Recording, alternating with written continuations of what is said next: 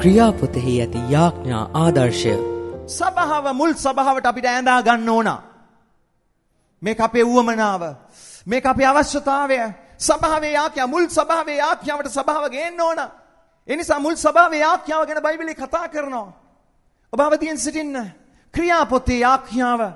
ක්‍රියාපොත සභාවේ ආදර්ශයයි. අපේ සභාවට. ඒ නිසා ඒ පොතේ තියෙන යාඥාව ගැන ගොඩක් බයිබල් පද අපි වෙන පොත්වලට හැරෙන්න යන්නේ නැහැ. ක්‍රියාපොත විතරයි. ඒ නිසා අපි ක්‍රියාපොතෙන් එමු. ඔබ කැමතිද මෙතනින් එහාට සභාවත් එක්ක යාඥාවේ ජීවිතයකට ඇතුල් වෙන්න? යාඥා කරන්න දන්න කෙනා ජය ගන්න දන්නවා. යාඥා කරන්න දන්න කෙනා කාරණා අභිබවා යනවා. යාඥා කරන්න නොදන්න කෙනා, යාඥා නොකරන කෙනා කඳුලින් ඉන්නේ. සමාදානයකින් නෙවෙයි ඉන්නේ. යාඥා කරන කෙනා ප්‍රශ්නය මැද්දේ ස්වාමීන් වහන්සේ තුල ලොකු බලාපොරොත්තුක ජීවත් වෙන්නේ. හේතුව ඇයි? යාඥාව බලයක්. ඒ නිසා යාඥාව දෙසයි අපි බලන්න යන්නේ. ඔබ දන්නවද ක්‍රියාපොත කොච්චර යාඥාව සඳහන් වෙනවද කියලා? මුල් සභාව පුදුම යාඥාවේ සභාව. ඒ නිසා අපි මුලෙන් ඉඳලා ක්‍රියා එකේ ඉඳලා අපි බයිබල් පද ගණනාවක් කියාගෙන යනවා ක්‍රියාපොතෙන් විතරයි. හරිද? හොඳ බයිබල් කියවීමක් දීර්ඝ බයිබල් කියවීමක් අපිට තිබේ. ඒ ටික පමණකුත් ඇති සමහර විට. දේශනා නොකලත් හරි. ක්‍රියා 1:14. බයිබලයේ සඳහන් යාඥාව සම්බන්ධව කතා කරන පද. 1:14. ඔබ සවන් දෙන්න, ඔබගේ ඇඟිල්ල තබා ගන්න. ක්‍රියාපොතෙන් විතරයි. 1:14. මේ සියල්ලෝම ස්ත්‍රීන්ද, යේසුස් වහන්සේගේ මව වූ මරියාද, උන්වහන්සේගේ සහෝදරයන්ද සමග එක්සිත්ව නොකඩවම යාඥා කරමින් සිටියෝය. ක්‍රියා 1:24-25. තවද ඔහු යාඥා කරමින් සියල්ලන්ගේ සිත් දන්නා වූ ස්වාමින් වහන්සේ තමාගේ ස්ථානයට යන පිණිස යම් හේකින්ද ප්‍රේරිතකමකින්ද යුදස් වැටි ගියේය. ඒ මෙහෙන් ප්‍රේරිතකමේ ස්ථානයත් ලැබීමට මොවුන් දෙදෙනාගෙන් ඔබ විසින් තෝරාගත් නැත්තා පෙන්නුව මැනවයි කියා. තවත් යාඥාවක් නේද? තවත් යාඥාවක්. 2:4. ඔවුන් සියල්ලෝම ශුද්ධාත්මයෙන් පූර්ණව ආත්මයන් වහන්සේ ඔවුන්ට කතා කරන්න පුළුවන්කම දුන් ප්‍රකාරයට අන් භාෂාවලින් කතා කරන්නට පටන් ගත්තෝය. ඒ ස්ථානෙත් යම් ආකාර යාඥාවක්. නමුත් අන්‍ය භාෂාව සමග එකතු වුණු යාඥාවක් ගැනයි කතා කරන්නේ. 2:42. 42 කියනවා තවද ඔහු ප්‍රේරිතයන්ගේ ඉගැන්වීමෙහිද සහභාගීකමෙහිද රොටි කැඩීමෙහිද යාඥාවලද ස්ථීර ලෙස පැවතුනහ. ඔබ සවන් දීගෙනද ඉන්නේ? ඔව්. 3:1-6. 3:1 කියනවා පේත්‍රස්ද යොහන්ද යාඥාවේ වේලාව වූ 9 වෙනි පැයේදී දේව මාලිගාවට යද්දී යාඥාව වේලාව ගැන කතා කරනවා. 6 වෙනි පදයට එන්න. number 6. පේත්‍රස්ද රන් රිදී මට නැත. නමුත් මට ඇති දේ නුඹට දෙමි. නාසරී යේසුස් වහන්සේගේ නාමයෙන් ඇවිදපන්නේයි කියා. යාඥාවක් නොවේද? අනර්ග යාඥාවක් නොවේද එතන තිබෙන්නේ. 4:24 සිට 30 දක්වා දීර්ඝ යාඥාවක් තිබෙනවා. ඔහු එසා එක්සිත්ව දෙවියන් වහන්සේට හඬ නගා අහසත් පොළවත් මුහුදත් එහි ඇති සියල්ලත් මැව් ස්වාමිනිය ඔබගේ මෙහෙකරු අපගේ පිය වූ දාවිද්ගේ මුඛයෙන් ශුද්ධාත්මයන් වහන්සේ කරන කොටගෙන ඔබ කතා කොට අන්‍ය ජාතිහු කුමට කෝලහල කළෝද ජනයෝ කුමට නිෂ්ඵල දේ සිතද්ද ස්වාමින් වහන්සේටද උන්වහන්සේගේ ක්‍රිස්තුස් වහන්සේටද විරුද්ධව පොළවේ රජවරු සැරසී සිටියෝය. ආණ්ඩුකාරයෝ එක්ව රැසූෝයයි කීසේක. කුමක් හේින්ද ඔබගේ අතින්ද ඔබගේ මන්ත්‍රණයෙන්ද සිද්ධ වෙන්න නියම කළ කොයි දෙයක් නොමුත් ඉෂ්ට කරන පිණිස ඔබ ආලේප කළ ඔබගේ ශුද්ධ සේවකයා වූ යේසුස් වහන්සේට විරුද්ධව සැබවින් හෙරෝද්ද පොන්තියුස් පිලාත්ද අන්‍ය ජාතීන් හා ඊශ්‍රායල් සෙනග සමග මේ නුවර රැස්සුවෝය. දැනුදු ස්වාමිනි ඔවුන්ගේ ගර්ජන බලා සුව කිරීමට ඔබගේ අත දිගු කරන කල ඔබගේ වචනය නිර්භීතකමින් කතා කරන්නටත් ඔබගේ ශුද්ධ සේවකයා වූ යේසුස් වහන්සේගේ නාමය කරන කොටගෙන හාස්කම්ද පුදුමද කරන්නටත් ඔබගේ දාසයන්ට වර්ධුන මැනවයි කීවෝය.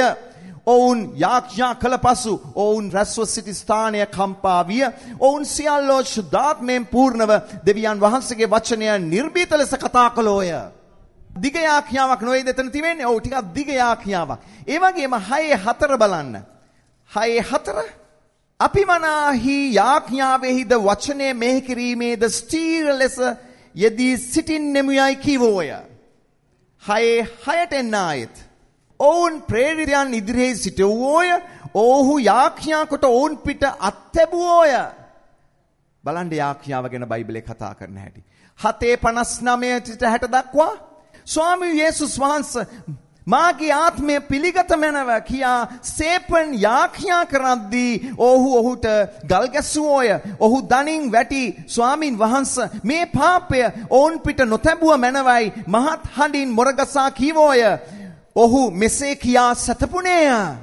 යාඥාව බලන්න අනර්ග යාඥාව 8:15 සහ 17 8:15 කියනවා ඔහු එහි ගොස් ඔවුන්ට ශුද්ධාත්මය ලැබෙන ලෙස ඔවුන් උදෙසා යාඥා කළෝය.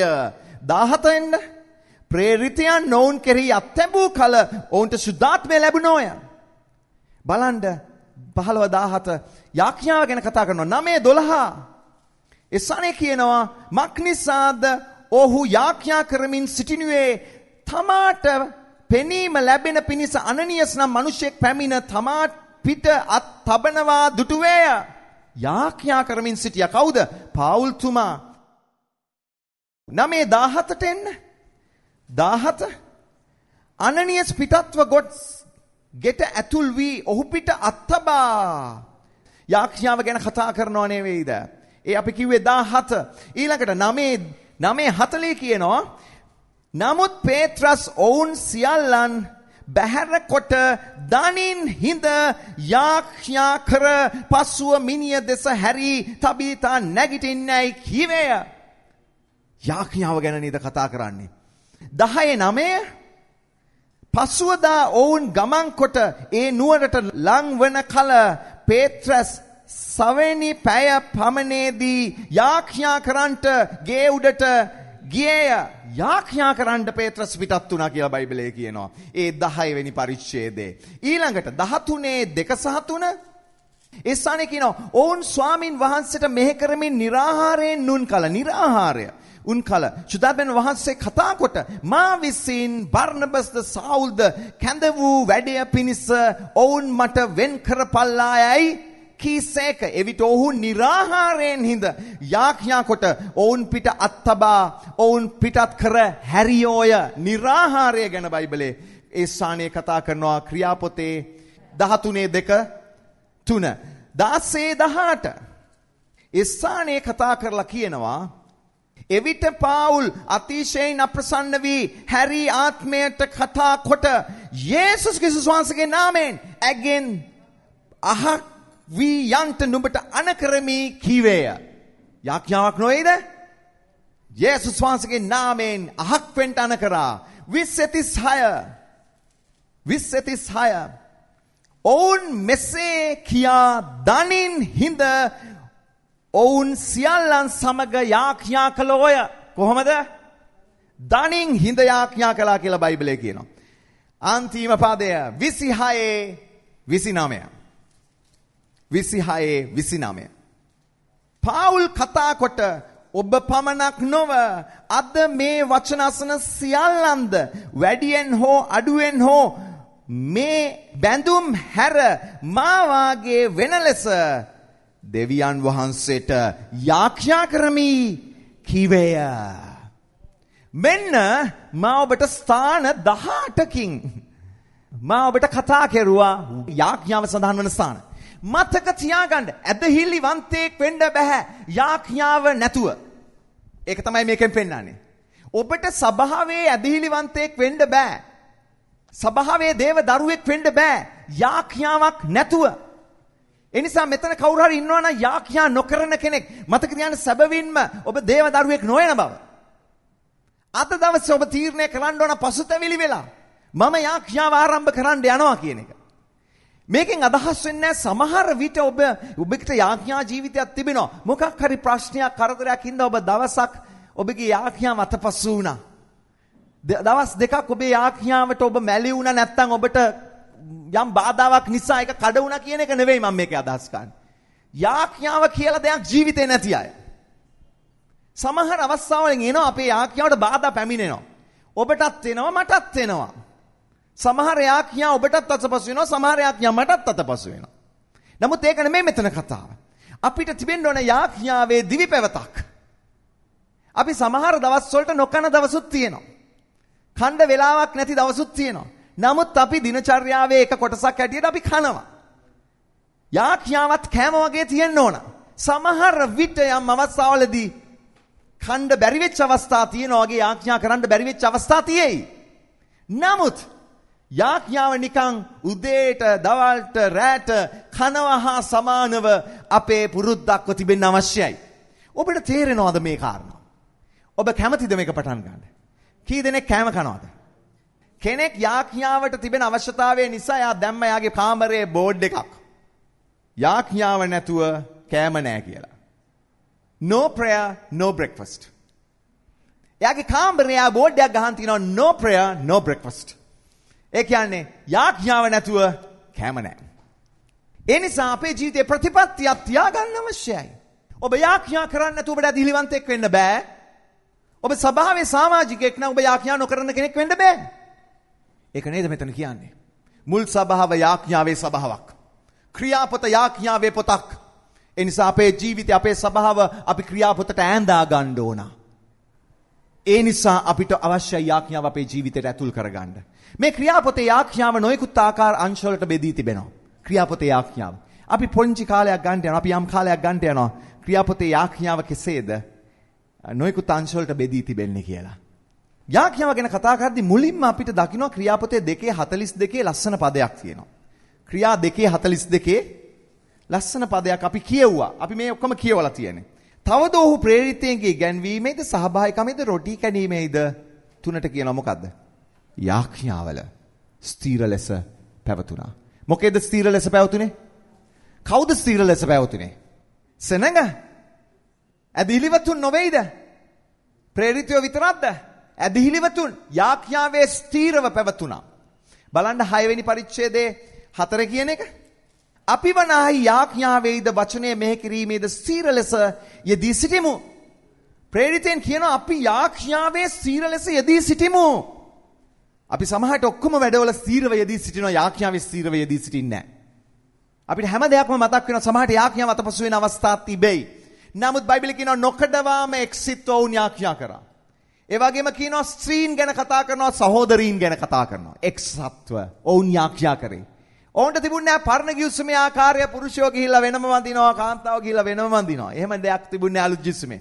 ඔවුන් ස්ත්‍රීන් ඔවුන් සහෝදරීන් ඔවුන් එක්ක ස්වාමීන් වහන්සේට ස්තුති ප්‍රශංසා කරා කියලා බයිබලයේ ලියා තිබෙනවා. බලන්න ඒක පැහැදිලිව තිබෙනවා. ඒ වගේම යාඥාවේ ප්‍රතිඵලයක් ලෙස අලුත් ගිවිසුමේ සභාව ආරම්භ වෙන්නේ ප්‍රබල ශුද්ධාත්ම වැගිරීමක් එක්කයි. ඒ ප්‍රබල ශුද්ධාත්ම වැගිරීම සිදු වෙන්නේ ප්‍රබල යාඥා රැස්වීමක ප්‍රතිඵලයක් හැටියටයි. අලුත් ගිවිසුමේ දින 10 යාඥාව ඉතා ප්‍රසිද්ධ යාඥාවක්.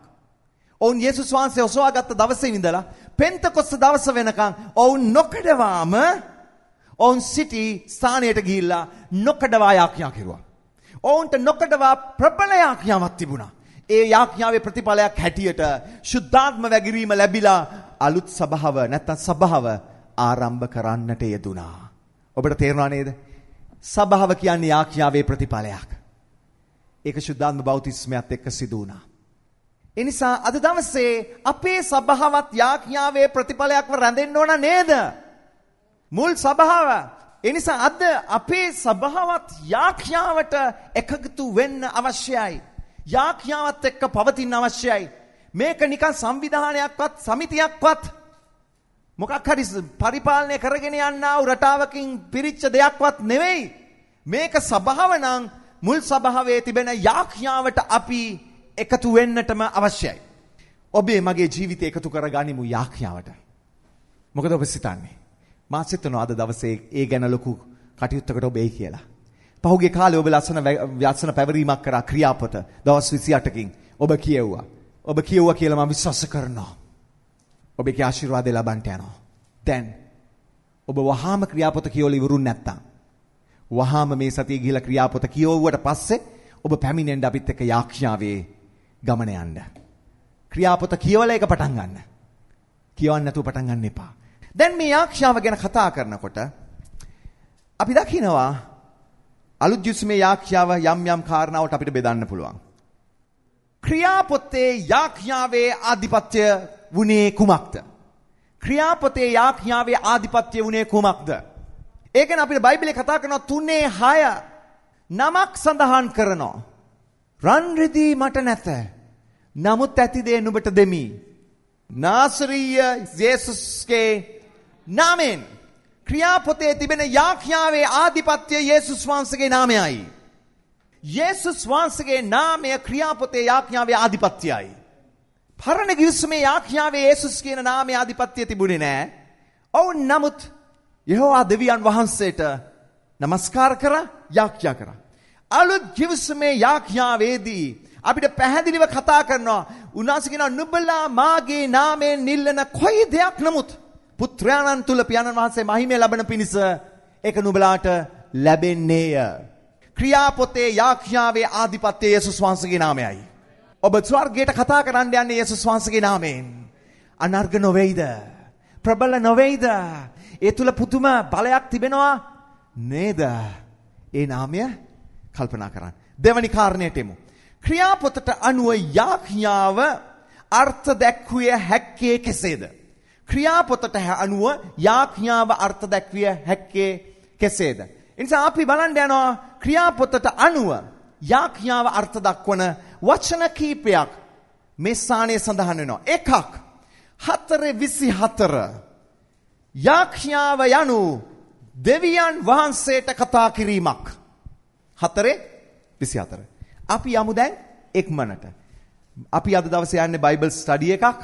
මම මේ පහුගිය සතියවල ඔබට කරන්නේ බයිබල් අධ්‍යයන රටාවකින් මම කරන්නේ. ඒ හින්දා ඔබ පොඩ්ඩක් ඉවසීමෙන් මේ කාරණා ඉගෙන ගන්න. 4:24 කතා කරලා කියනවා. මොනවද 4:24 කියන්නේ? ඔහු ඒසා එක්සිත දෙවියන් වහන්සේට හඬ නගා අහසත් පොළවත් මුහුදත් එහි ඇති සියල්ලත් මැවූ ස්වාමිනී.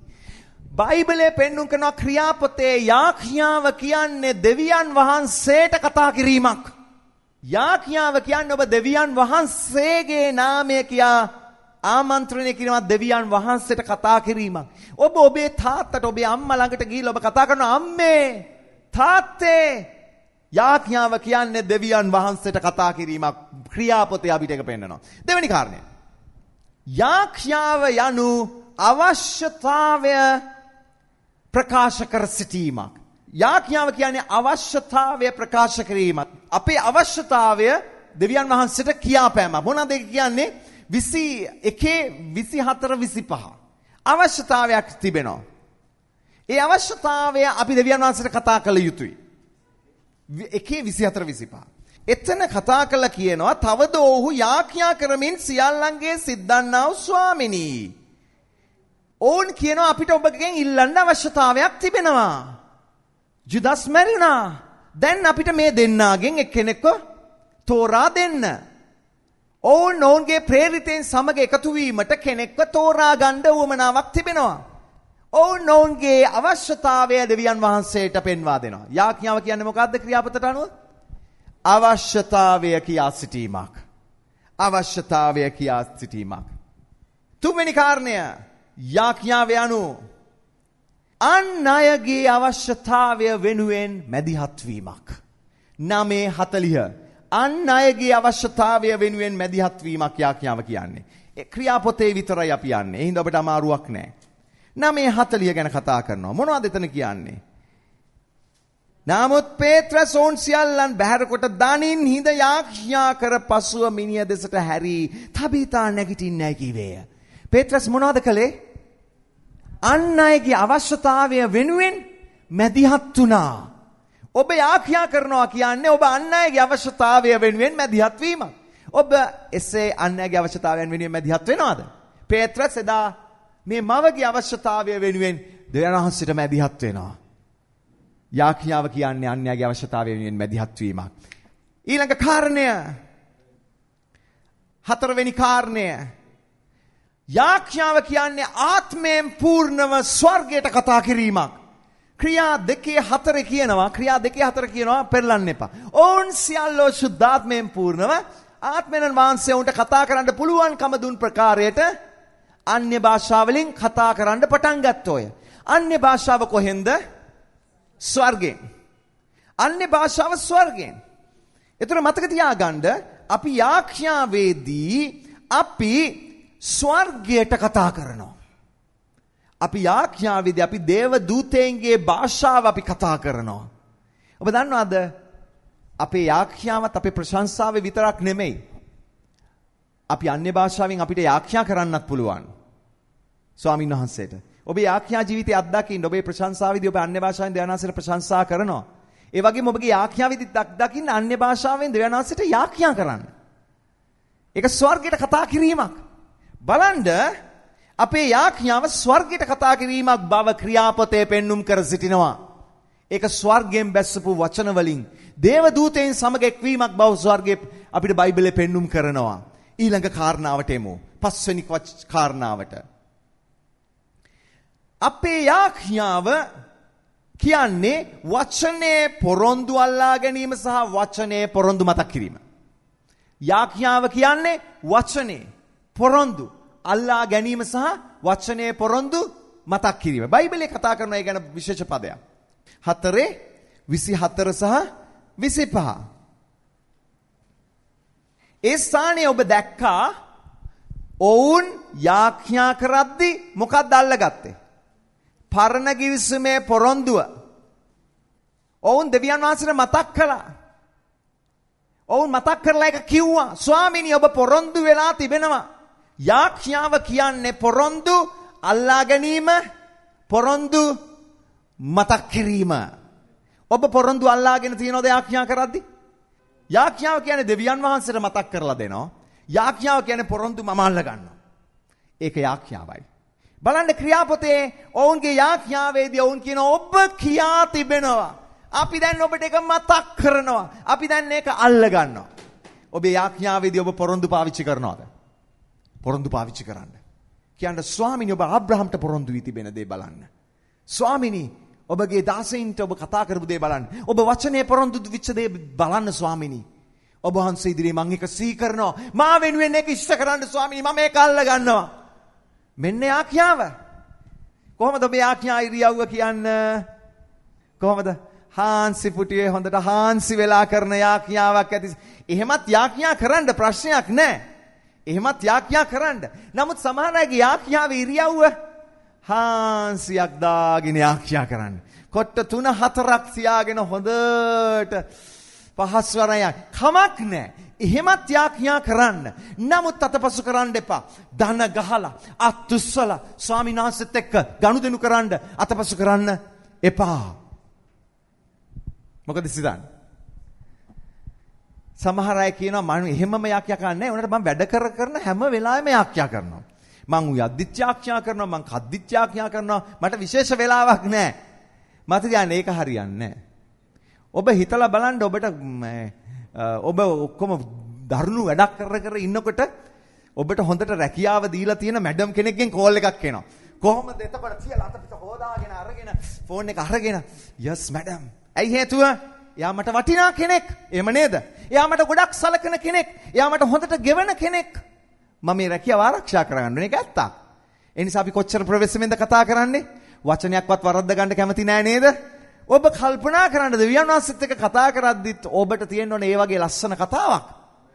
කමක් නෑ. සමහර අවස්ථා තියෙයි හරියට ඒ ගෙදරට ගිහලා වැඩ කරමින් ගමන් මැඩම් එක්ක මොන හරි කියවනවා වගේ. කතා කරන්න පුළුවන්කම තියෙයි. නමුත් ඔබට තියෙන්න ඕන හොඳ යාඥා කාලයක්.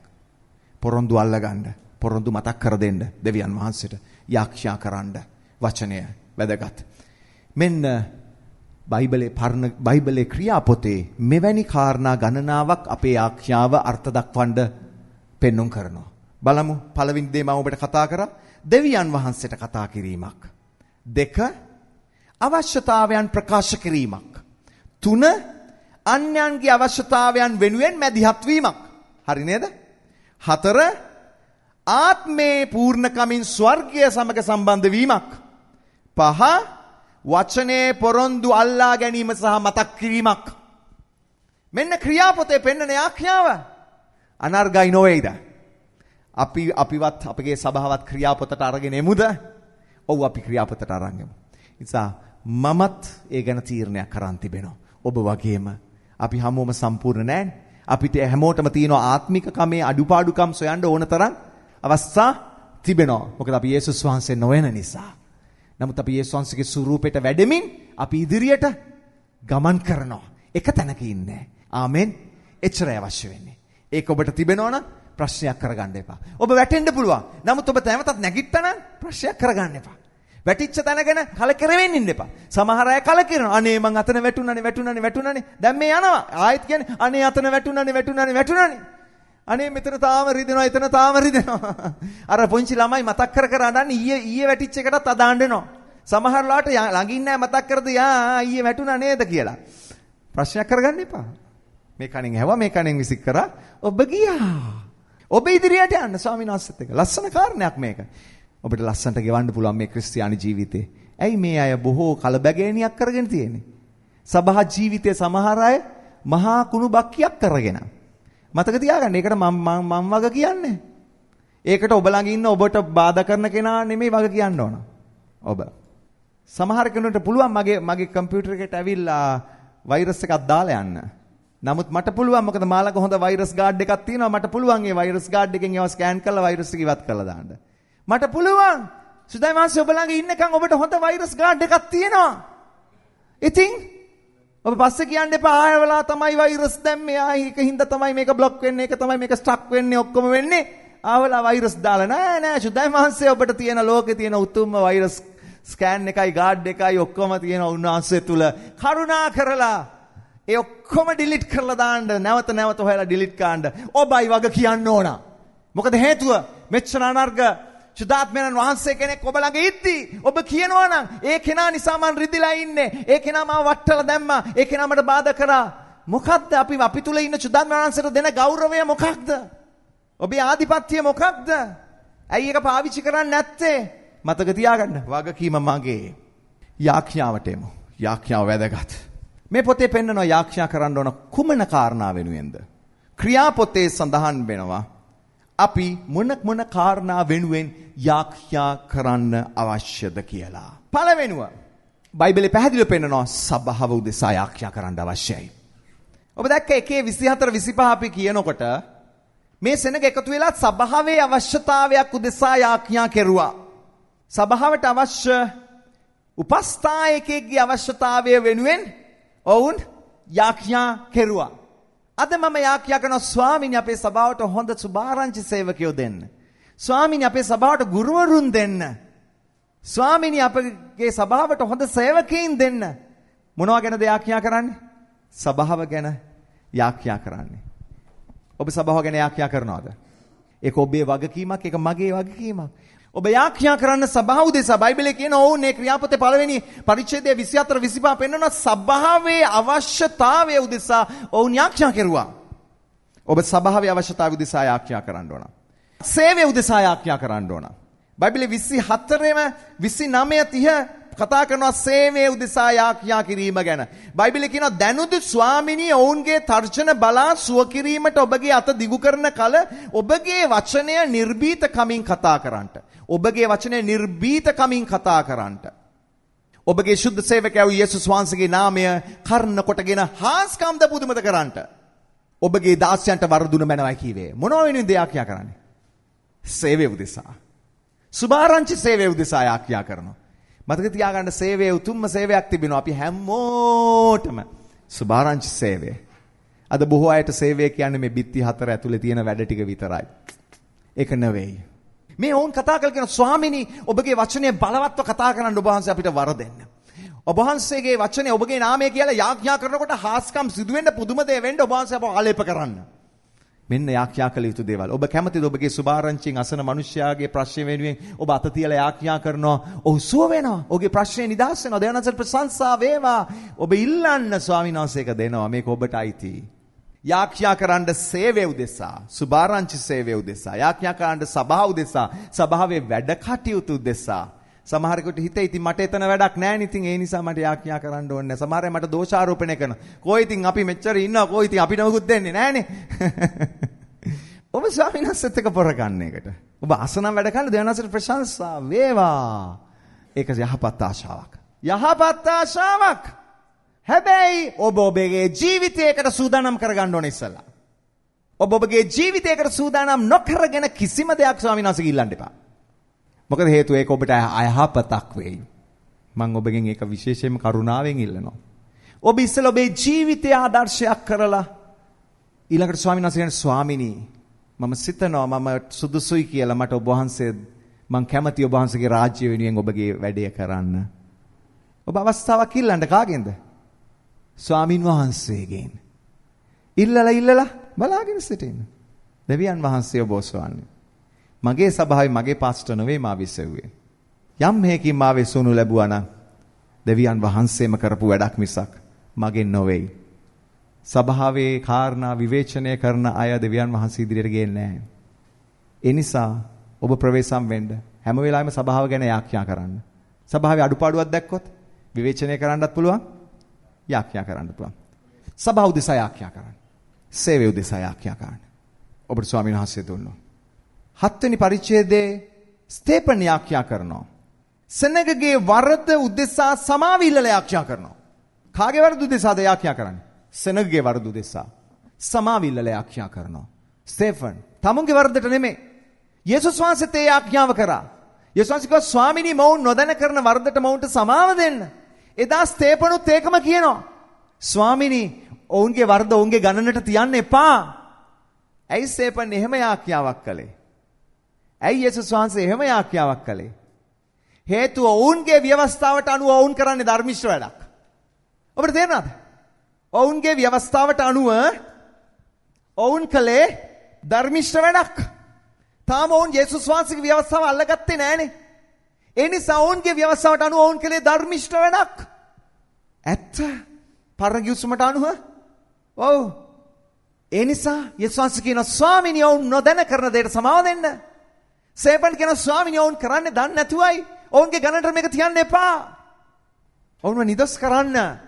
යම් අයගේ පව් සමාව වෙනුවට ඔබ යාඥා කරන ස්වාමීනි නොදැන කරන අය සමාව දෙන්න. අන්‍යාගමික මිනිස්සෙන් රූප වඳිනවා. ඔවුන් හිතනවා අපි ධර්මිෂ්ඨ දෙයක් කරන්න කියලා. ඔවුන් මල් තියලා පහන් තියලා තෙල් තියලා හදවතේ භක්තියෙන් තමුන් උපයන දෙයින් වැය කරලා ඔවුන් දෙවිවරුන් ඉදිරියේ තියලා දෙවිවරුන්ට වඳිනවා. ඔවුන් නොදැන කරන්නේ. එහෙම නේද? ඔව්. ඔබට පුළුවන් කියන අනේ ස්වාමීනි ඔවුන් නොදැන කරන නිසා සමාව දෙන්න. සමාව දීලා ඔබ වහන්සේ වෙනුවෙන් ඔවුන්ට වෙන් වෙන්න පුළුවන්කම දෙන්න. ඔබගේ ගැලවීමට ඇතුල් වෙන්න පුළුවන්කම දෙන්න. ඔබට පුළුවන් ඊළඟ ස්වාමිනියට සමාව දෙන්න. මිනිස්සුන්ගේ වරද වෙනුවෙන් අපි සමාව ඉල්ලලා යාඥා කරන්න ඕන. ඒක 7 ස්තේපන්ගේ යාඥාවේ තියෙන්නේ. 59 60 වෙනි පදේ. ඒ වගේම තමාගේ වරද වෙනුවෙන් සමාව ඉල්ලලා යාඥා කරපු හැටි ක්‍රියාපොතේ සඳහන් කරනවා. කවුද එහෙම යාඥා කරේ? පාවුල්තුමා. ක්‍රියා 9:12. ක්‍රියා 9:12 පාවුල්තුමා යාඥා කරනවා තමුන්ගේ වරද වෙනුවෙන්. ස්තේපන් යාඥා කරේ අනිත් අයගේ පව් වෙනුවෙන්. පාවුල්තුමා කතා කරන ඔහුගේම පව් වෙනුවෙන්. 9 ලස්සන ස්ථානයක්. 9:12. මොකක්ද එතන කියන්නේ? මක්නිසාද ඔහු යාඥා කරමින් සිටිනුයේ තමාට පෙනීම ලැබෙන පිණිස අනනියස් නම් මිනිසෙක් පැමිණ තමා පිට අත්තබනවා දුටුවේ ඇයි කීවේහිය. මේ යාඥාව පාවුල්ගේ යාඥාව පසුතැවීමේ යාඥාවක්. පාවුල්තුමා පසුතැවෙමින් යාඥා කර ඉන්නවා. මතක තියාගන්න අපේ යාඥාව ක්‍රියාපොතේ යාඥාව තමා උදෙසා පසුතැවීමේ යාඥාවක් ක්‍රියාපොතේ පෙන්වුම් කරනවා. තමාගේ අතීත ජීවිතය වෙනුවෙන් යේසුස් වහන්සේ වෙතට හැරුණු මොහොතේදී යේසුස් වහන්සේ ඉදිරියේ ඔවුන් සමාව ඉල්ලනවා. මෙන්න අපේ යාඥාව. මෙන්න ක්‍රියාපොතේ සඳහන් වෙන යාඥාව. තමාගේ පාපය උදෙසා පසුතැවිලි කරන යාඥාව. 6:7 කියනවා බැඳුම් බිඳෙන පිණිස යාඥා කිරීම. 6:17 බැඳුම් බිඳීමේ යාඥාවක් ගැන කතා කරනවා. 6:17 අනනියස් ඔහු පිට අත්තබා සහෝදරු සාවුල් නුඹ පෙනීම ලබන පිණිසද සුද්ධාත්මයෙන් පූර්ණ කරනු ලබන පිණිසද ස්වාමින් වහන්සේ එනම් නුඹ ආවා වූ මාර්ගයේදී නුඹට පෙන්වා වූ යේසුස් වහන්සේ මා එව්සේකයි කීවේය. බයිබලයේ කියනවා එකෙනීම ඔහුගේ ඇස් වලින් කොරපොතු වැන්නක් වැටි ඔහු පෙනීම ලැබුවේය. බන්ධන බැඳීම් නිදහස් වෙන පිණිස. මෙතන දෙවියන් වහන්සේ විසින් කරපු බැඳීමක් තිබුණා පාවුල්ට. ඔහුව අන්ධ කෙරුවා යේසුස් වහන්සේ. ඔහුව බැඳා යේසුස් වහන්සේ. ඔහුට කිසිවක් කරගන්න බැරුව ඔහු නිවසක හැංගිලා අසරණෙක් වගේ තැබුවේ කවුද? යේසුස් වහන්සේ. දැන් යේසුස් වහන්සේ අනනියස් කියලා කියන ඔහු පිට අත්තබන්න ඔහුව මන් නිදහස් කරන්න ඕන. ඔහුව මන් තෝරාගෙන තිබෙන්නේ. නිදහස් කරන පිණිස යාඥා කරන්න තිබෙනවා. මතක තියාගන්න පවුල්තුමා බලවන්තෙක්ව වැඩ කරා. නමුත් එදා පවුල්තුමාට අත තැබුවේ මේ අනනියස්. මේ අනනියස් සප්පිරා නොවේ. හරි? මේ තව කෙනෙක්. අත තබලා කියනවා පවුල් ස්වාමීන් වහන්සේ නුඹව නිදහස් කරනවා. ඔහුගේ බැඳුම් මිදුණා. ඔහු ආත්මයෙන් පිරුණා. ශුද්ධාත්මයන් වහන්සේ ඔහු කෙරෙහි පැමුණුණා. අනනියස් ආවේ ඔහුට ශුද්ධාත්මය ලැබෙන පිණිස යාඥා කරන්නයි. ඔහුට පෙනීම ලැබෙන පිණිස යාඥා කරන්නයි. ඔහුගේ තිබිච්ච බැඳුම් බැඳෙන පිණිස යාඥා කරන්න දෙවියන් යේසුස් වහන්සේ කියන අනනියස්ට යන්න අනනියස්. යන්න අනනියස්. පවුල්ට යාඥා කරන්න අනනියස්. බලන්න එදා ඒ බලවන්තයට යාඥා කරන්න අනනියස්ව පාවිච්චි කරනවා. ඊට පස්සේ අපි දන්නේ අනනියස් ගැන ලොකු සඳහනක් නැහැ. නමුත් එදා මේ දේව දාසයාව දෙවියන් වහන්සේ පාවිච්චි කරනවා යාඥාවට. මතක තියාගන්න. ඔබ පාවුල් වගේ පාවිච්චි කරයි, ඔබ අනනියස් වගේ පාවිච්චි කරයි. නමුත් යාඥාවක් නැති මිනිසෙක්ව පාවිච්චි කරන්න දෙවියන් වහන්සේට බෑ. යාඥාවක් නැති මිනිසෙක්ව පාවිච්චි කරන්න දෙවියන් වහන්සේට බෑ. කිසිම දෙයකට දෙවියන් වහන්සේට බෑ. යාඥාවක් නැති මිනිසෙක්ව පාවිච්චි කරන්න. ඒ නිසා මතක තියාගන්න. ඔබ ස්වාමින් වහන්සේට මෙහෙ කරන්න කැමති නම් හරි. දෙවියන් වහන්සේගේ ගෘහයේ වැඩක් කරන්න කැමති නම් හරි. නැත්නම් සුභාරංචි සේවය කරන්න ඔබ කැමති නම් හරි. සාක්ෂිකාරයෙක් වෙන්න ඔබ කැමති නම් හරි.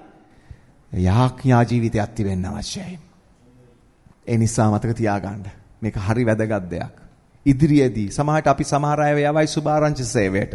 නොයෙකුත් සේවාවලට දෙයි. නමුත් මම ඔබෙන් අහන ප්‍රශ්නේ තමයි ඔබේ යාඥා ජීවිතේ කොයි වගේද?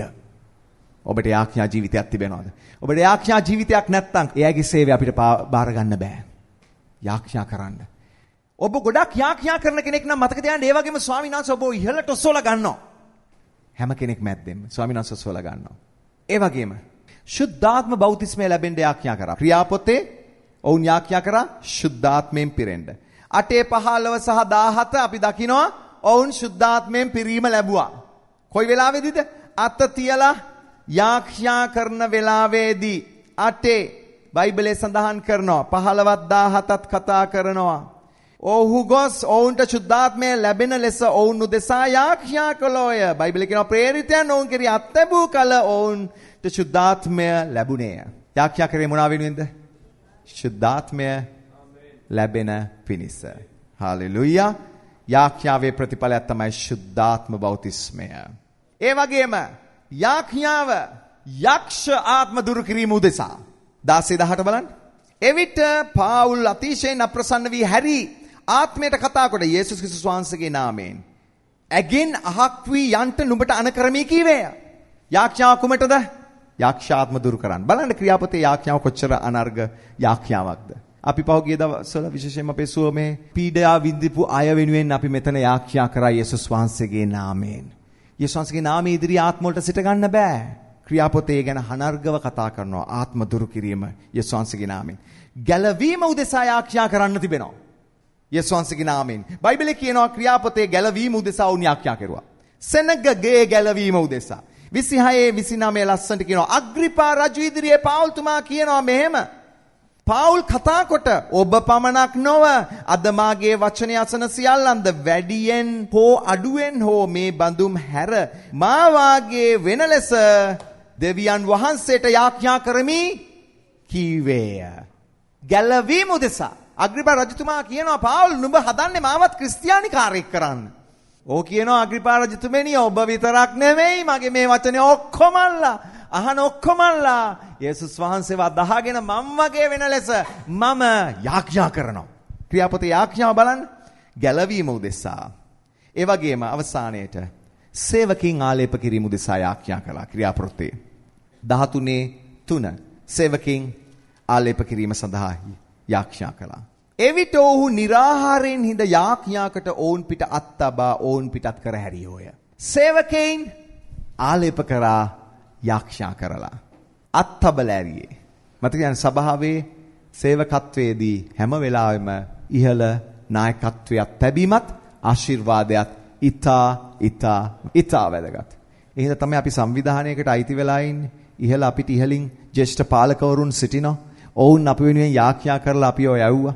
අපි ඔබ වෙනුවෙන් යාඥා කරලා ඔබ යවනවා. කවුරුත් සිතන්න එපා. නෑ කවුරු යාඥා කරන්න නැතත් වැඩක් නෑ. මම මගේ වැඩේ කරනවා කියලා සමහර අය එළියට ගිහිල්ලා නොයෙකුත් දේවල් කරනවා. නමුත් මතක තියාගන්න ඒක වැරදි.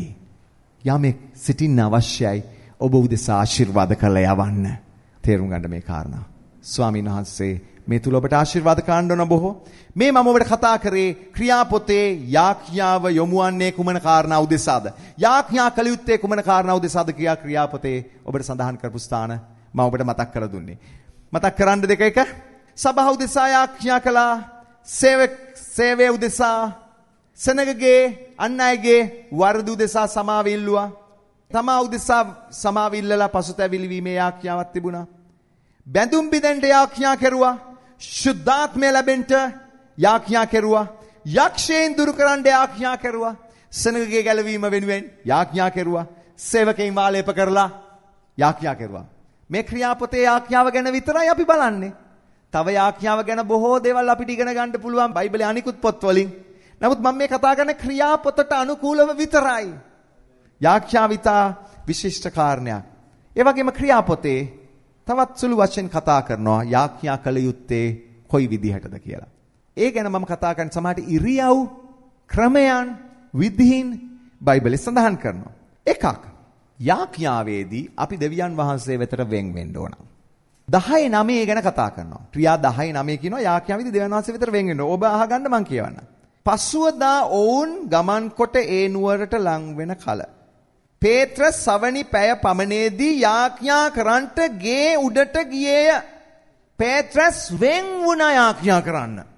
යේසුස් වහන්සේ මොනවද කියන්නේ? නුඹලා යාඥා කරන කල්ලි ඇතුල් ගෙට වැඩ දොර වසාගෙන රහසිගතව වසන නුඹේ පියාණන් වහන්සේට කතා කරන්න රහසිගතව දොර වහගෙන. ඔබට යාඥා වෙලාවක් තියෙන්න ඕන.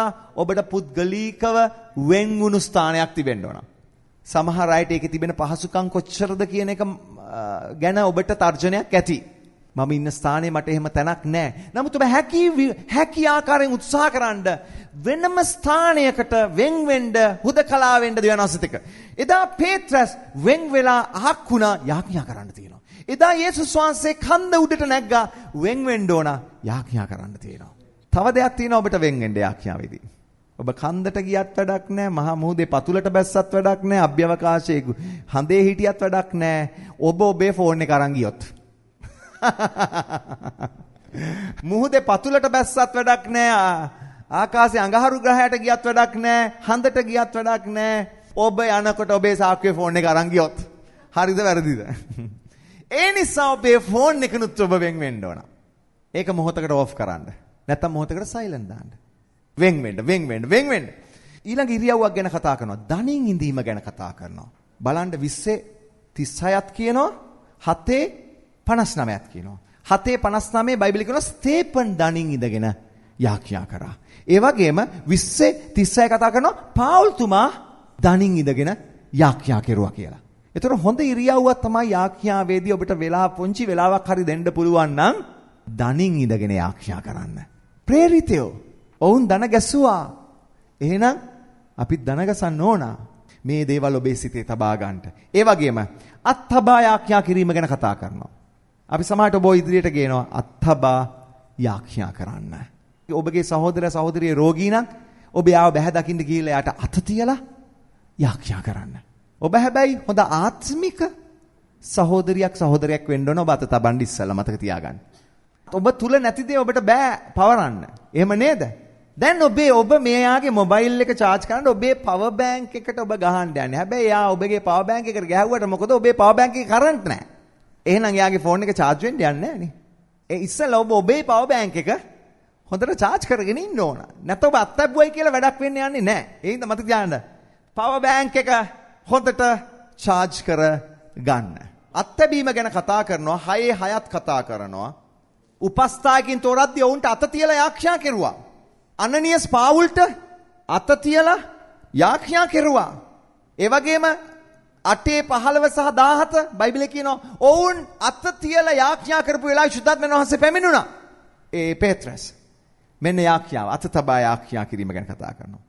ඒ වගේම යාඥා ගැන කතා කරද්දී තවත් විශේෂ දෙයක් ගැන අපිට පෙන්වනවා ක්‍රියාපොතේ. ඒ තමයි निराහාරයෙන් යාඥා කිරීම. 13:2-3 निराहाරයෙන් යාඥා කිරීම. 13:2-3.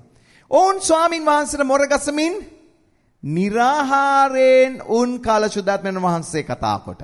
निराहाරයෙන් උන් කාල සුද්ධාත්මයන් වහන්සේ කතා කළා. ඊට පස්සේ ආයෙ 3 කියනවා එවිට ඔවුන් निराहाරයෙන් හිඳ යාඥා කොට ඔවුන් පිටත් තබා. निराहाරය කී දෙනෙක් निराहाරව ඉන්න පුරුදු වෙලා තිබෙනවද? සතියකට වතාවක් निराहाරව ඉන්න අය ඉන්නවද? සමහර අය හැකි වුණොත් निराहारව ඉන්න අයත් ඉන්නවා. සමහර අය ඉන්නවා ජීවිතේට निराहारව ඉන්න පුරුදු නැති අයත් ඉන්නවා. ඒ නිසා ඔබ මම ධෛර්යමත් කරනවා පුරුදු වෙන්න निराहारව. ඔබට කොහොමත් කන්න නැතුව ඉඳලා පුරුදුයි. ඒක නන්නේ මේ කතා කරන්නේ. සමහර අය निराहारව සිටින්නේ අද උයන්න දෙයක්වත් නැහැ. අද උයන්න දෙයක්වත් නැහැ. හරියපන් කෑමකුත් නැහැ. හොඳම දේ निराहारව යාඥා කරනවා. නෑ. මගේ වටේ කෑම පිරීලා තියෙනවා. මගේ මේසේ පළතුරු පිරීලා තියෙනවා. මගේ ෆ්‍රිජ් එකේ කෑම පිරීලා තියෙනවා. මගේ අතේ කෑම ඕනනම් ගන්න සල්ලිත් තිබෙනවා. නමුත් මට පුරුද්දක් තිබෙනවා මගේ සතියේ මේ දවසේ මම निराहारව ඉන්නවා. ඒ දවසේ निराहारව ඉන්න. බයිබලයේ කියනවා निराहारව යාඥා කරන්න. निराहार යාඥාව ඉතා බලපෑමක් ඇති කරන යාඥාවක්. තමුන්ගේ ගැටලුව ප්‍රශ්න වෙනුවෙන් निराहारව සිටීම තමුන් වෙනුවෙන් කරන කාරණයක් නෙවෙයිද? ඔබ නිකන් හිතන්න එපා අර යාඥා ඉල්ලීම් පෙට්ටියට ඔබේ ඉල්ලීම දාලා නිකන් ගෙදරට ගිහිල්ලා අපි බුදියාගෙන හිටියොත් අරගොල්ලන්ගේ යාඥාවට උත්තර දෙන්නේ ඒගොල්ලෝ හරි ආත්මික සිස්ටර්ලා. ඒගොල්ලෝ ඉල්ලුව ධානාංශي උත්තර දෙනවාමයි. ඒ නිසා මට නිකූල් එකේ ඉන්න පුළුවන්. හරියට අර කඩේ ණය ගෙවනවා වගේ. ණය නම් මුදල් නම් ඕන පොකට් එකකින් ප්‍රශ්නයක් නැහැ. නමුත් යාඥාව තමුන්ගේම පොකට් එකෙන් වෙන්න ඕන. ඒ නිසා යාඥාවට පුරුදුනොත් ඔබ හාස්කම දකිනවා. ඇයි අද ක්‍රිස්තියානි සෙනග හාස්කම් දකින්නේ නැත්තේ? යාඥා කරන්නේ නැති නිසා. ඇයි හැමදාම කෙඳිරි ගාන්නේ? යාඥා කරන්නේ නැති නිසා. සමහර කියනවා නෑ මං යාඥා කරනවා කියලා. එහෙනම් මතක තියාගන්න ඔබේ යාඥාවේ වැරද්දක් ඇති. ඔබේ යාඥාව නිසිලස ගොඩ නගන්න වෙයි යාඥාව. යාඥා කරමු निराहारයෙන්. අද තීරණය කරන මෙතන ඉන්න හැමෝම සතියකට දවසක් निराहारව සිටින්න යාඥාවට. ඒ වගේම බයිබලේ කතා කරනවා මොරගසා යාඥා කරන්න කියලාත්. මොරගසා යාඥා කරන්න. 4:24 කිව්වා ඔවුන් මොරගසලා යාඥා කිව්වා. එහෙනම් මේ ඔබට ප්‍රශ්නයක් නැහැ. ඔබේ නිශ්චල නිහඬ යාඥාව හොඳයි. ප්‍රශ්නයක් නැහැ. නමුත් ඔබ පුරුද්දක් මේ යාඥාවත් කරලා බලන්න. එහෙම නොකරන අය කොහමද? බොහොම සද්දෙට අත උස්සලා ස්වාමිනී කියලා ඔබට පුළුවන් ස්වාමීන් වහන්සේට කතා කරන්න. ඒකටත් පුරුදු වෙන්න. ඔබ ඒක කරන්න යන්න එපා. ඔබගේ බොහෝ අය ඉන්න ස්ථන් වල කරන්න එපා. ඔබට කියා යන්න කියලා. නමුත් ඔබට පුළුවන් සිකුරාදා මෙතනට ආවම මේක කරන්න. මොරගසා යාඥා කරන්න කියලා කිව්වා. හලෙලූයා. මෙන්න යාඥාව ක්‍රියාපතේ සඳහන් වෙන. මේ යාඥාව තුලදී ඔබ දැක්කා මේ ක්‍රියාපතේදී යාඥාවට හාස්කම් සිද්ධ වුණා. යාඥාව තුල පුදුම හාස්කම් ලකුණු. නොයෙකුත් ආශ්චර්යමත් ස්වාමීන් වහන්සේගේ ප්‍රතිචාරයේ සිදුන ඔවුන් යාඥා කරද්දී ඔවුන් සිටපු ස්ථානයේ කම්පා වුණා කියලා බයිබලයේ කියා තිබෙනවා. යාඥාවේදී බැඳුම් බිඳෙනවා. ආමෙන්. මේ ක්‍රියාපතේ යාඥාව ගැන විතරයි අපි කතා කරේ. තවත් යාඥාව ගැන අනිත් පොත්වලිනුත් අපිට තවත් කාරණා සොයා ගන්න පුළුවන්. මේ ක්‍රියාපතෙන් විතරයි මේ යාඥාව ගැන අද බැලුවේ. මොකද හේතුව අපේ අරමුණ අපේ සබාව ක්‍රියාපතට එකතු කරගන්නයි. ඒ නිසා අපේ යාඥා ජීවිතය ක්‍රියාපතේ යාඥා ජීවිතයට එකතු කරගමු. ඒ නිසා අද දවසේ අපි නැගිටලා ඊට ප්‍රතිචාරය දක්වමු. අපි ඊට ප්‍රතිචාරය දක්වමු. මොනවටද? යාඥාවට. ස්වාමින් වහන්සේ වෙතට පැමිණෙමු. කොච්චර අලංකාරද ස්වාමින් වහන්සේගේ ක්‍රියාව. ස්වාමිනී මෙන්න අපි ඔබ වෙත රැඳෙනවා. යාඥාව අනර්ගයි මගේ සහෝදරයා සහෝදරිය. යාඥාව පුදුමයි මගේ සහෝදරයා සහෝදරිය. යේසුස් ක්‍රිස්තුස් වහන්සේගේ නාමයෙන් කරන යාඥාව තරම් බලවත් දෙයක් මේ මිහි පිට නැහැ. අපි ඒ නාමය කරන කොටගෙන පුදුම දෙයක් දකින්න යනවා අපේ ජීවිතේ. මගේ සහෝදරයා සහෝදරිය ඔබ ලෑස්ති දෙක අත්දකින්න ක්‍රියාපොතේ තිබෙන යාඥාව අද අපේ සභාවේ යාඥාව කරගනිමු. ක්‍රියාපොතට සභාව එකතු කරගනිමු. ක්‍රියාපොතට අපේ ජීවිත එකතු කරගනිමු. ක්‍රියාපොතේ යාඥාවට අපේ පුද්ගලික යාඥාවත් සභාවේ යාඥාවත් අපි ඈඳා ගනිමු. ඒකේ අඩුපාඩු ඇති. ඔව් සභාවක් වශයෙන් උත් තිබෙනවා පුද්ගලිකවත් තිබෙනවා. අපි ඉදිරියේදී වැඩ කරමු මේ වෙනුවෙන්. අපේ සභාවේ යාඥාව ක්‍රියාපොතේ යාඥාවට ඈඳ ගන්න. අපේ පුද්ගලික ආඥාව ක්‍රියාපොතේ ආඥාවට ඇඳ ගන්න. මතක තියාගන්න. ඔබ මේක හරියට පටන් ගත්තොතින් ඔබ ජයග්‍රාහී ජීවිතයක් ඔබ භුක්ති විඳින්න යනවා. අපි සභාවක් ලෙස මේක හරියට පටන් ගත්තොතින් අපේ සභාව සුද්ධාත්මයෙන් පිරුණු ස්වාමීන් වහන්සේ සැබවින්ම ජීවමානව සිටින ප්‍රබල සභාව වෙන්න යනවා. ඒ නිසා අපි ස්වාමීන් වහන්සේට කියමු ස්වාමිනී ප්‍රථමයෙන් පුද්ගලිකව මට අවශ්‍යයි ස්වාමිනී මගේ ජීවිතය ක්‍රියාපොතේ තිබෙන යාඥා ජීවිතයට ඈඳා ගන්න මට ඕන ස්වාමිනී. පේත්‍රස් යොහන්ට තිබුණු යාඥාව වගේ, පාල්තුමාට තිබුණු යාඥාව වගේ, එදා ඒ අනනියස්ට තිබුණු යාඥා ජීවිතය වගේ, එදා ස්තේපන්ට තිබුණු ඒ යාඥා ජීවිතය වගේ, එදා මුල් සභාවේ සිටින ඇදහිලිවතුන්ට තිබුණු යාඥා ජීවිතය වගේ ස්වාමිනී අපගේ ජීවිතවල යාඥාව පුරවන්න ස්වාමිනී. ස්වාමීන්ට ප්‍රශංසා වේවා, ගෞරවය වේවා, මහිමය වේවා, ස්තුති වේවා. ස්වාමීනි අපි ඔබ දෙස බලා සිටිනවා ස්වාමීනි. යාඥාව කියන්නේ දෙවියන් වහන්සේට කතා කිරීමයි. යාඥාව කියන්නේ අපේ අවශ්‍යතාවයේ ස්වාමීන් වහන්සේට දන්වා සිටීමයි. යාඥාව කියන්නේ පොරොන්දු අල්ලගෙන පොරොන්දු මතක් කිරීමයි. යාඥාවට එකතු වෙමු ස්වාමීන් වහන්සේ තුල. යාඥාව කියන්නේ ස්වර්ගයට කතා කිරීමක්. යාඥාව කියන්නේ ආත්මයෙන් පිරීලා අන්‍ය භාෂාවෙන් ස්වාමීන් වහන්සේට රහස් කතා කිරීමක්. යාඥාව එනිසා අපේ යාඥාව අපි ඔසවා ගනිමු ඉහළට. අපේ යාඥාව අපි වැඩි කරගනිමු. අපේ යාඥාව ආත්මයෙන් පූර්ණ යාඥාවක් කරගනිමු. ස්වාමීන් වහන්සේට සමීපෙමු අපේ යාඥාවෙන්. අපේ යාඥාව හලෙලුයා. අපේ යාඥා ජීවිතය ගැන අපි ස්වාමීන් වහන්සේත් එක්ක ගනුදෙනු කරමු. මගේ සහෝදරයා සහෝදරිය අනිකුත් හැම කාරණයක්ම ඔබගේ මනසෙන් අයින් කරලා දැන් දෙවියන් වහන්සේට කියන්න ස්වාමීනි යාඥා ජීවිතයකට ඇතුල් වෙන්න මට උදව් කරන්න කියලා. දෙවියන් වහන්සේට කියන්නේ යාඥාවේ ජීවිතයකට ඇතුල් වෙන්න මට උදව් කරන්න කියලා. මගේ සහෝදරයා සහෝදරිය සියල්ල පැත්තකට විසික් කරලා දැන් ඔබ දෙවියන් වහන්සේට කියන්නේ ස්වාමිනී මට යාඥාවේ ජීවිතයකට මට ඇතුල් වෙන්න ඕන. ස්වාමිනී මට උදව් කරන්න. ක්‍රියාපොතේ මුල් සභාවේ ඇදිලිවතුන් තුල තිබිච්ච යාඥා ජීවිතයට අද මගේ ජීවිතේ කරන්න. ස්වාමිනී ඒ ආදර්ශය මම ලබනවා. ඒ ආදර්ශය මම ඉල්ලනවා. ස්වාමිනී අපිටත් අවශ්‍යයි. ස්වාමිනී යාඥාවෙන් පිරුණු ජීවිතයක් අපිට අවශ්‍යයි. යාඥාවෙන් පිරුණු ජීවිතයක් අවශ්‍යයි. ස්වාමිනී අපිට යාඥාවෙන් පිරුණු ජීවිතයක් අවශ්‍යයි. ධර්මිෂ්ඨ දෙවි පියාණනි සුදාත්මයන් වහන්සේ තුල ඔබ ස්වාමින් වහන්සේට කියන්න ස්වාමිනී මට ආත්මයෙන් පූර්ණ යාඥාවේ ජීවිතයක් දෙන්න කියලා. ආත්මයෙන් පූර්ණ යාඥාවේ ජීවිතයක් දෙන්න. සුදාත්මයන් වහන්සේගේ ස්පර්ශය ලබන්නට. සුදාත්මයන් වහන්සේ අම්මට උන්වහන්සේගේ අන්‍ය භාෂාව දෙන්නේද? උන්වහන්සේගෙන් එක ලබන්නට. ලබලා සුදාත්මයන් වහන්සේට ඔබ කතා කරන්න, ප්‍රශංසා කරන්න, අන්‍ය භාෂාවෙන් ස්වාමීන් වහන්සේගේ නාමය ඔසවන්න. ස්තුති වේවා ස්වාමී.